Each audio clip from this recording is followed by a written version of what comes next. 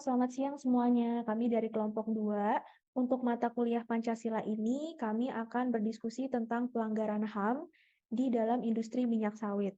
Sebelumnya, izinkan saya memperkenalkan diri. Saya Olivia Marcelia dari Fakultas Psikologi Kelas Karyawan 2023. Saya dengan Yunita dari kelas Psikologi Karyawan 2023. Saya Repsi dari kelas karyawan 2023. Saya Royhan dari Psikologi Kelas Karyawan 2023.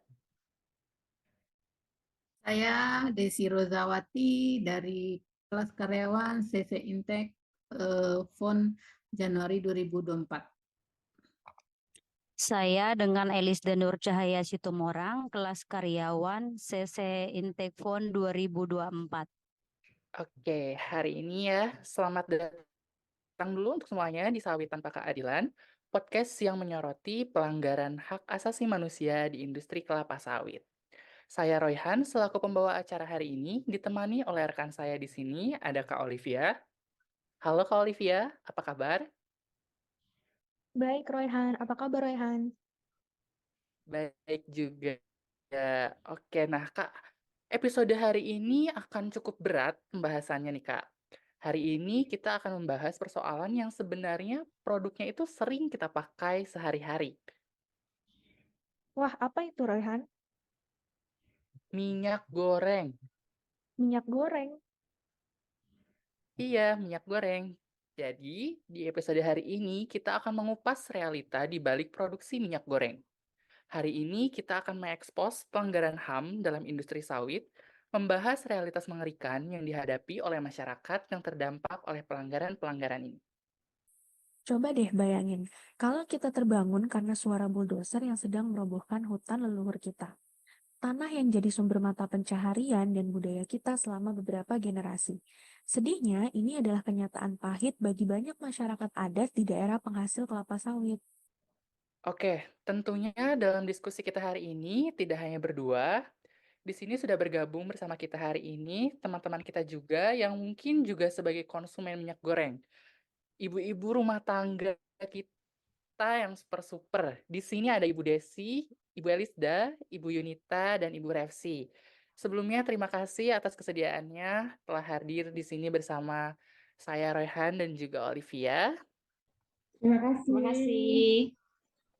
Ya, terima kasih juga atas kesempatannya. Ini menjadi wadah bagi kita untuk bisa berbagi pendapat dan berdiskusi terkait dengan permasalahan yang sebenarnya dekat dengan keseharian kita. Sebelumnya terima kasih juga untuk Kak Rosan dan Kak Olivia untuk kesempatannya.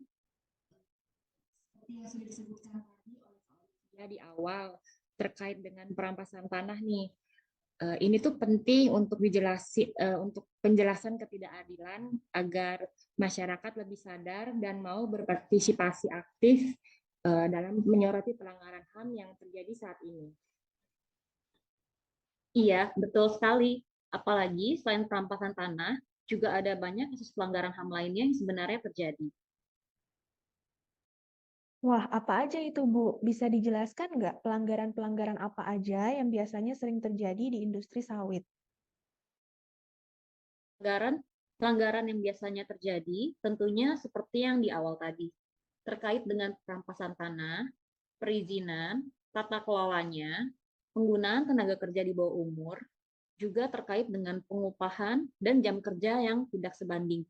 Tentunya ini dapat menimbulkan konflik dengan masyarakat lokal dan pekerja, karena banyak sekali orang-orang yang mungkin digaji dengan rendah gitu ya. Iya, ini juga biasanya terkait dengan masalah lingkungan yang mungkin timbul dari pembukaan lahan yang baru. Deformasi dan kerusakan lingkungan lainnya yang tentu ini berdampak pada masyarakat yang tinggal di daerah sekitar area industri tersebut. Baik. Seperti yang tadi sudah disampaikan terkait masalah perampasan tanah, dapatkah Ibu menjelaskan lebih lanjut bagaimana masyarakat adat itu terdampak dari hal ini? Baik, tentunya dengan perampasan tanah ini menjadikan masyarakat kehilangan hak atas tanah mereka, kehilangan akses terhadap sumber daya alam, hilangnya mata pencaharian mereka. Iya, betul sekali yang sudah disampaikan Ibu Elisda tadi. Selain itu juga perampasan tanah tentu saja akan memicu konflik yang dapat diikuti dengan kekerasan, penangkapan atau perilaku yang tidak manusiawi terhadap masyarakat sekitar. Padahal masyarakat sekitar hanya ingin mempertahankan hak-hak yang memang sudah mereka punya sebelumnya.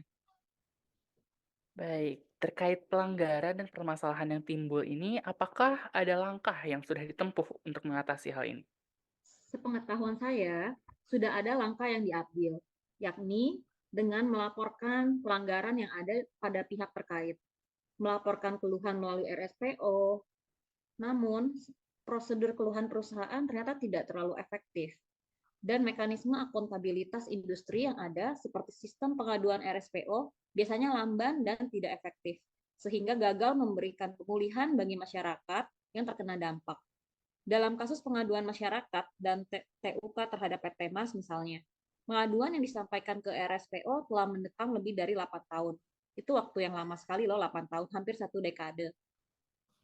Wah, ternyata susah dan memakan waktu juga ya dalam menangani kasus seperti ini. Oke, oke. Nah, kira-kira kenapa ya pemerintah tidak melakukan apapun? Karena perusahaan itu adalah perusahaan yang besar dan sudah termasuk internasional. Jadi pemerintah mengalami kesulitan untuk menjalankan regulasi di industri sawit ini. Sepertinya bukan rahasia lagi bahwa negara kita, Indonesia ini adalah negara yang badan hukumnya ini masih lemah. Sehingga regulasi yang ada sulit untuk dijalankan. Apalagi tahulah ya dengan birokrasi kita ini yang sangat banyak dan berbelit-belit. Terus apa ya yang harus dapat kita usahakan untuk mencegah hal ini agar tidak terulang lagi? Tentunya perlu ada kebijakan yang baru yang akan ditegakkan yang dapat membuat efek jera bagi para pelaku usaha karena sudah banyak masyarakat yang dirugikan bertahun-tahun dan bahkan berpuluh tahun menderita tanpa pemulihan atas kerugian industri sawit yang berlanjut sampai hari ini. Setuju. Menurut saya, diperlukan juga standar hukum yang kuat untuk meminta pertanggungjawaban perusahaan atas kerugian yang sudah mereka sebabkan. Wah, terima kasih banyak untuk diskusi hari ini. Topik ini sangat menarik ya untuk dibicarakan dan harapannya semoga kedepannya tidak ada lagi kejadian serupa dan para badan hukum kita bisa menjalankan tugas dengan sebaik-baiknya ya. Baik, kesimpulan dari diskusi hari ini adalah perlu adanya kerjasama dari berbagai pihak, baik dari sisi pemerintah, perusahaan, dan masyarakat, serta perlu adanya supremasi hukum yang tegas dalam menangani masalah ini agar pelanggaran HAM seperti ini tidak terulang kembali. Hanya itu waktu yang kita miliki untuk hari ini. Terima kasih kepada para tamu kita atas wawasan yang sangat berharga. Dan untuk para pendengar, ingatlah bahwa bersama-sama kita dapat membuat perbedaan dalam memastikan keadilan dan martabat untuk semua. Terima kasih para pendengar yang sudah mengikuti sampai akhir. Bergabunglah bersama kami di lain waktu untuk episode Sawit Tanpa Keadilan. Hubungan antara pelanggaran hak asasi manusia atau HAM di industri kelapa sawit sangat merugikan masyarakat sekitarnya, namun menguntungkan perusahaan-perusahaan besar. Hal ini tidak sejalan dengan prinsip-prinsip Pancasila. Yang pertama, pelanggaran terhadap sila kedua, yaitu kemanusiaan yang adil dan beradab.